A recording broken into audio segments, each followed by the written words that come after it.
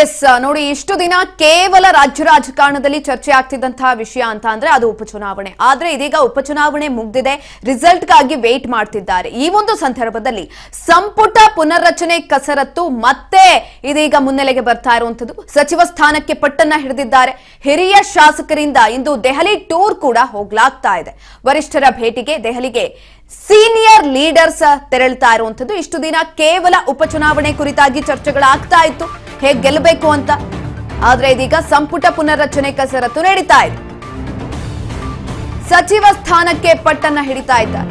ಹಿರಿಯ ಶಾಸಕರಿಂದ ಇಂದು ದೆಹಲಿ ಟೂರ್ ಅನ್ನ ಕೂಡ ಹೋಗ್ಲಾಗ್ತಾ ಇರುವಂತದ್ದು. ವರಿಷ್ಠರ ಭೇಟಿಗೆ ದೆಹಲಿಗೆ ತೆರಳಲಿದ್ದಾರೆ ಸೀನಿಯರ್ ಲೀಡರ್ಸ್.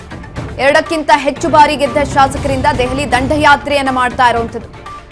ಸರ್ಕಾರಕ್ಕೆ 3 ವರ್ಷ ಸಚಿವ ಸಂಪುಟ ಪುನರ್ರಚನೆಗೆ ಒತ್ತಾಯವನ್ನ ಮಾಡಲಾಗ್ತಾ ಇದೆ. ತಮಗೆ ಸಚಿವ ಸ್ಥಾನ ನೀಡುವಂತೆ ವರಿಷ್ಠರ ಮುಂದೆ ಶಾಸಕರು ಡಿಮ್ಯಾಂಡ್ ಅನ್ನ ಕೂಡ ಇಡ್ತಾರೆ. ಎಐಸಿಸಿ ಅಧ್ಯಕ್ಷ ಖರ್ಗೆ, ರಾಹುಲ್ ಗಾಂಧಿ, ವೇಣುಗೋಪಾಲ್ ಮುಂದೆ ಬೇಡಿಕೆಯನ್ನ ಇಡೋದಕ್ಕೆ ಇದೀಗ ಮುಂದಾಗ್ತಾ ಇರುವಂತದ್ದು. ಇಷ್ಟು ದಿನ ಕೇವಲ ಉಪಚುನಾವಣೆ ಕುರಿತಾಗಿ ಮಾತ್ರ ಮಾತನಾಡ್ತಾ ಇದ್ರು, ಆ ಕುರಿತಾಗಿ ಅಷ್ಟೇ ಚರ್ಚೆಗಳಾಗ್ತಾ ಇತ್ತು. ಆದ್ರೆ ಇದೀಗ ಸಂಪುಟ ಪುನರ್ರಚನೆ ಕುರಿತಾಗಿ ಕಸರತ್ತನ್ನು ಮಾಡುವುದಕ್ಕೆ ದೆಹಲಿ ದಂಡಯಾತ್ರೆಯನ್ನ ಹೋಗ್ತಾ ಇರುವಂತದ್ದು. ಸಚಿವ ಸ್ಥಾನಕ್ಕೆ ಪಟ್ಟನ್ನ ಹಿಡಿದಿದ್ದಾರೆ.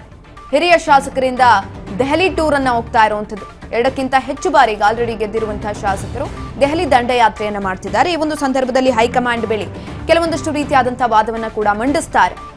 ಸಂಪುಟ ಪುನರ್ರಚನೆಯನ್ನ ಮಾಡಲೇಬೇಕು ಅಂತ ಎಷ್ಟೋ ಬಾರಿ ಕೇಳ್ಕೊಳ್ತಾ ಬಂದಿದ್ದಂಥದ್ದು. ಈಗ ಆಲ್ರೆಡಿ 3 ವರ್ಷ ಆಗ್ತಾ ಬಂತು ಸರ್ಕಾರ ಅಧಿಕಾರಕ್ಕೆ ಬಂದು. ಈ ಸಂದರ್ಭದಲ್ಲಿ ದೆಹಲಿ ಟೂರ್ ಅನ್ನ ಹೋಗ್ತಾ ಇದ್ದಾರೆ.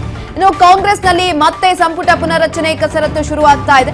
ಹೈಕಮಾಂಡ್ ಮೇಲೆ ಒತ್ತಡವನ್ನ ಹೇರೋದಕ್ಕೆ ದೆಹಲಿ ಪರೇಡ್ ಅನ್ನ ಹೋಗ್ತಾ ಇರುವಂತದ್ದು.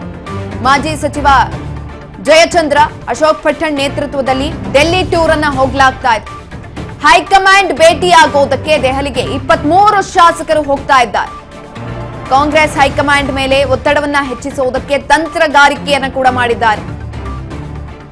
ಸಚಿವ ಸ್ಥಾನ ನೀಡುವಂತೆ ಒತ್ತಡವನ್ನ ಹಾಕೋದಕ್ಕೆ ಶಾಸಕರು ಇಂದು ದಿಲ್ಲಿಗೆ ಹೋಗ್ತಾ ಇರುವಂತದ್ದು. ಸಂಪುಟ ಪುನರ್ರಚನೆಯನ್ನ ಮಾಡಿ ಹಿರಿಯ ಶಾಸಕರಿಗೆ ಅವಕಾಶವನ್ನ ಕೊಡಬೇಕು, ಹೊಸ ಮುಖಗಳಿಗೆ ಅವಕಾಶ ನೀಡುವಂತೆ ಹಿರಿಯ ಶಾಸಕರು ಮನವಿಯನ್ನ ಕೂಡ ಈ ಸಂದರ್ಭದಲ್ಲಿ ಮಾಡಿಕೊಳ್ತಾರೆ. ಹಲವೊಂದಷ್ಟು ರೀತಿಯಾದಂತಹ ವಾದವನ್ನ ಕೂಡ ಇದೇ ಸಂದರ್ಭದಲ್ಲಿ ಮಂಡಿಸುವಂತದ್ದು.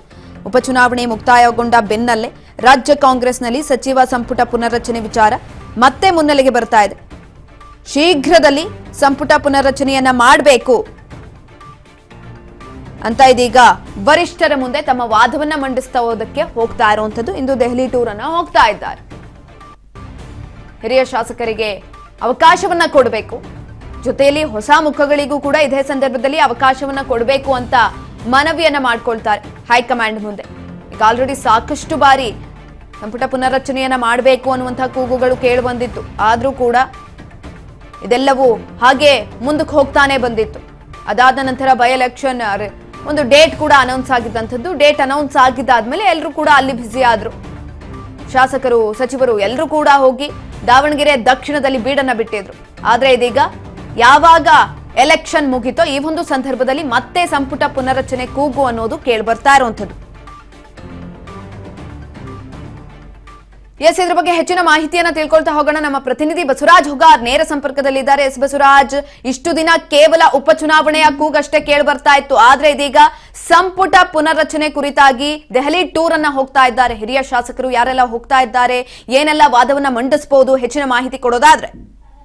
ಸುಕನ್ಯಾ, ಕಾಂಗ್ರೆಸ್ ಪಾಳ್ಯದಲ್ಲಿ ಒಂದು ಕಡೆ ಉಪಚುನಾವಣೆ ಕದನ ಅಂತಕ್ಕಂಥದ್ದಿತ್ತು. ಹಾಗಾಗಿ ಅಧಿಕಾರ ಹಂಚಿಕೆ ವಿಚಾರ ಆಗಿರಬಹುದು ಅಥವಾ ಸಚಿವ ಸಂಪುಟ ಪುನರ್ರಚನೆ ಆಗಿರಬಹುದು, ಅವೆಲ್ಲವೂ ಕೂಡ ಒಂದಿಷ್ಟು ಮೌನಕ್ಕೆ ಕೂಡ ಶರಣಾಗಿದ್ರು. ಆದರೆ ಇದೀಗ ಉಪಚುನಾವಣಾ ಮುಗಿದ ಬಳಿಕ ಇದೀಗ ಮತ್ತೆ ಕ್ಯಾಬಿನೆಟ್ ರೀಶಫಲ್ಗೆ ಹಲವು ಶಾಸಕರು ಅವರದೇ ಆಗಿರ್ತಕ್ಕಂಥ ತಂತ್ರಗಾರಿಕೆ ರೂಪಿಸಲಿಕ್ಕೆ ಮುಂದಾಗಿರ್ತಕ್ಕಂಥದ್ದು. ಈ ಹಿಂದೆ ಕೂಡ ಅಧಿವೇಶನ ನಡೆಯುವಂಥ ಸಂದರ್ಭದಲ್ಲೂ ಸಹಿತ 2-3 ಬಾರಿ ಗೆದ್ದಿರ್ತಕ್ಕಂಥ ಕಾಂಗ್ರೆಸ್ ಪಕ್ಷದ ಹಿರಿಯ ಶಾಸಕರು ಒಂದು ಡಿನ್ನರ್ ಮೀಟಿಂಗ್ ಅನ್ನು ಕೂಡ ಆಯೋಜನೆ ಮಾಡಿದ್ರು.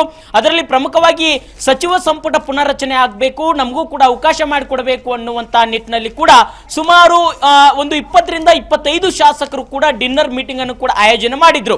ಆ ಒಂದು ಸಂದರ್ಭದಲ್ಲಿ ಅಧಿವೇಶನ ಆಯಿತು. ಅಧಿವೇಶನ ಆದ ಬಳಿಕ ಉಪಚುನಾವಣೆ ಮುಗಿತು. ಈಗ ಉಪಚುನಾವಣೆ ಮುಗಿದ ಬಳಿಕ ಇವತ್ತು ಸಂಜೆ 4:30ಕ್ಕೆ ದೆಹಲಿಗೆ ಪ್ರಯಾಣವನ್ನು ಬೆಳೆಸಲಿಕ್ಕೆ ಶಾಸಕರು ಸಿದ್ಧರಾಗಿರ್ತಕ್ಕಂಥದ್ದು. ಪ್ರಮುಖವಾಗಿ ಒಂದು 23 ಶಾಸಕರು ಇವತ್ತು ಸಂಜೆ ದೆಹಲಿಗೆ ಕೂಡ ಪ್ರಯಾಣವನ್ನು ಬೆಳೆಸಲಿದ್ದಾರೆ. ಸಚಿವರಾಗಬೇಕು ಅನ್ನುವಂಥ ಪ್ರಬಲ ಆಕಾಂಕ್ಷೆಗಳನ್ನ ಹಲವು ಶಾಸಕರು ಕೂಡ ಇಟ್ಕೊಂಡಿದ್ದಾರೆ. ನಾವು ಪಕ್ಷದ ವಲಯದಲ್ಲಿ 2-3 ಬಾರಿ ಗೆದ್ದಿರ್ತಕ್ಕಂಥದ್ದು, ಆದ್ರೂ ಸಹಿತ ನಮಗೆ ಸಚಿವ ಸಂಪುಟದಲ್ಲಿ ಅವಕಾಶ ಮಾಡಿಕೊಟ್ಟಿಲ್ಲ. ಸರ್ಕಾರ ಬಂದು ಇನ್ನೇನು 3 ವರ್ಷ ಆಗ್ಲಿಕ್ಕೆ ಬಂತು, ಆದ್ರೂ ಸಹಿತ ಒಂದು ಕ್ಯಾಬಿನೆಟ್ ರೀಶಫಲ್ ಆಗ್ತಾ ಇಲ್ಲ. ನಾಯಕತ್ವ ಬದಲಾವಣೆ ಅಂತಕ್ಕಂಥದ್ದು ಯಾವಾಗ ನಿರ್ಧಾರ ಮಾಡ್ತಾರೆ ಗೊತ್ತಿಲ್ಲ, ಆದ್ರೆ ನಮಗೆ ಕ್ಯಾಬಿನೆಟ್ ಪುನರ್ರಚನೆ ಆಗಬೇಕು, ನಮಗೂ ಕೂಡ ಅವಕಾಶ ಮಾಡಿಕೊಡ್ಬೇಕು ಅನ್ನುವಂತಹ ಒಂದು ಬಿಗಿಪಟ್ಟನ್ನ ಶಾಸಕರು ಕೂಡ ಹಿಡಿಲಿದ್ದಾರೆ. ಪ್ರಮುಖವಾಗಿ ಶಾಸಕರು ಆಗಿರ್ತಕ್ಕಂಥ ಅಶೋಕ್ ಪಟ್ಟಣ ಆಗಿರ್ಬೋದು, TB ಜಯಚಂದ್ರ ಆಗಿರ್ಬೋದು, AR ಕೃಷ್ಣಮೂರ್ತಿ ಆಗಿರ್ಬೋದು, ಹೀಗೆ ಒಂದು 23 ಶಾಸಕರು ಕೂಡ ಹೈಕಮಾಂಡ್ ನಾಯಕರನ್ನ ಭೇಟಿ ಮಾಡಿ ಸಚಿವ ಸಂಪುಟ ಪುನರ್ರಚನೆ ಆಗಬೇಕು, ನಮ್ಮ ಈ ಒಂದು ತಂಡದಲ್ಲಿ ಕನಿಷ್ಠ 5 ಜನಕ್ಕಾದ್ರೂ ನೀವು ಸಚಿವ ಸ್ಥಾನ ಕೊಡಬೇಕು ಅನ್ನುವಂತಹ ಪ್ರಬಲವಾಗಿರ್ತಕ್ಕಂಥ ತಮ್ಮ ವಾದವನ್ನ ಕೂಡ ಮಂಡನೆ ಮಾಡಲಿದ್ದಾರೆ. ಅಲ್ಲಿ ರಾಹುಲ್ ಗಾಂಧಿ ಅವರನ್ನು ಕೂಡ ಭೇಟಿ ಮಾಡಲಿಕ್ಕೆ ಪ್ರಯತ್ನವನ್ನು ಕೂಡ ನಡೆಸಬಹುದು. ಮತ್ತೆ ಏನು ಹೈಕಮಾಂಡ್ ನಾಯಕರನ್ನು ಕೂಡ ಯಾರೆಲ್ಲ ಸಿಗ್ತಾರೆ ಹೈಕಮಾಂಡ್ ನಾಯಕರು ಅವ್ರನ್ನೆಲ್ಲ ಕೂಡ ಭೇಟಿ ಮಾಡಿ ತಮ್ಮ ಒಂದು ವಾದ ಏನಿದೆ, ತಮ್ಮ ಒಂದು ಮನವಿ ಏನಿದೆ ಅದನ್ನ ಹೈಕಮಾಂಡ್ ನಾಯಕರಿಗೆ ಇಡ್ಲಿಕ್ಕೆ ಕೂಡ ಮುಂದಾಗ್ತಾ ಇದ್ದಾರೆ. ಪ್ರಮುಖವಾಗಿ ಸುಕನ್ಯಾ ಸಚಿವ ಸಂಪುಟ ಪುನರ್ರಚನೆ ಆಗಬೇಕು ಅನ್ನುವಂಥದ್ದು ಕೂಡ ಹಲವು ವರ್ಷಗಳಿಂದಲೂ ಕೂಡ ಕಳೆದ 1 ವರ್ಷದಿಂದಲೂ ಕೂಡ ಆ ಒಂದು ಶಾಸಕರು CLP ಸಭೆಗಳಲ್ಲಾಗಿರ್ಬೋದು, ಮತ್ತೆ ಪಕ್ಷದ ವಿರುದ್ಧವಾಗಿ ಕೆಲವಷ್ಟು ಹೇಳಿಕೆಗಳನ್ನ ಕೊಡುವಂತದ್ದಾಗಿರ್ಬೋದು, ಹಲವು ಶಾಸಕರು ಅವ್ರದೇ ಆಗಿರ್ತಕ್ಕಂಥ ರೀತಿಯಲ್ಲೂ ಕೂಡ ಅವರ ಆಶೆಗಳನ್ನ ವ್ಯಕ್ತಪಡಿಸ್ತಾ ಇದ್ರು. ಅದ್ಯಾಗೂ ಕೂಡ ಪಕ್ಷದ ಹೈಕಮಾಂಡ್ ನಾಯಕರು ಎಲ್ಲೋ ಒಂದ್ ಕಡೆ ಇದ್ದು ಕ್ಯಾಬಿನೆಟ್ ರೀಶಫಲ್ ಮಾಡ್ತಾರಾ ಇಲ್ವೋ, ನಮಗೆ ಅವಕಾಶ ಮಾಡಿಕೊಡ್ತಾರಾ ಇಲ್ವೋ ಅನ್ನುವಂತ ಆತಂಕದಲ್ಲಿ ಕೂಡ ಇದ್ರು. ಹಾಗಾಗಿ ಇದೀಗ ಅವರೇ ಖುದ್ದಾಗಿ ಕೂಡ ಒಂದು 23 ಶಾಸಕರು ದೆಹಲಿಗೆ ಹೋಗಿ ಹೈಕಮಾಂಡ್ ನಾಯಕರನ್ನ ಭೇಟಿ ಮಾಡೋಣ, ನಮಗೆ ಕ್ಯಾಬಿನೆಟ್ ರೀಶಫಲ್ ಆಗಬೇಕು, ನಮಗೂ ಕೂಡ ಅವಕಾಶ ಮಾಡಿಕೊಡಬೇಕು, ಪಕ್ಷದ ವಲಯದ ಹಲವಾರು ಬಾರಿ ನಾವು ಶಾಸಕರಾಗಿ ದುಡಿದಿದ್ದೇವೆ, ಪಕ್ಷಕ್ಕಾಗಿ ನೀವು ಕೊಟ್ಟಿರ್ತಕ್ಕಂಥ ಜವಾಬ್ದಾರಿ ನಿಭಾಯಿಸುತ್ತಿದ್ದೇವೆ, ನೀವು ಶಾಸಕರಾಗುವಂತ ಅವಕಾಶ ದೆಹಲಿಯಲ್ಲಿ ಭೇಟಿ ಮಾಡಲಿಕ್ಕೆ ಈಗ ಮುಂದಾಗಿರ್ತಕ್ಕಂಥದ್ದು. ಎಸ್ ಬಸವರಾಜ್, ಧನ್ಯವಾದಗಳು ಹೆಚ್ಚಿನ ಮಾಹಿತಿಗಾಗಿ. ಈಗ ಆಲ್ರೆಡಿ ಒಂದು ರೀತಿಯಲ್ಲಿ ದೆಹಲಿ ದಂಡಯಾತ್ರೆಯನ್ನ ಮಾಡ್ತಾ ಇದ್ದಾರೆ. ಈ ಸಂದರ್ಭದಲ್ಲಿ ಕೆಲವೊಂದಷ್ಟು ವಾದಗಳನ್ನು ಕೂಡ ಮಂಡನೆ ಮಾಡುವಂಥದ್ದು.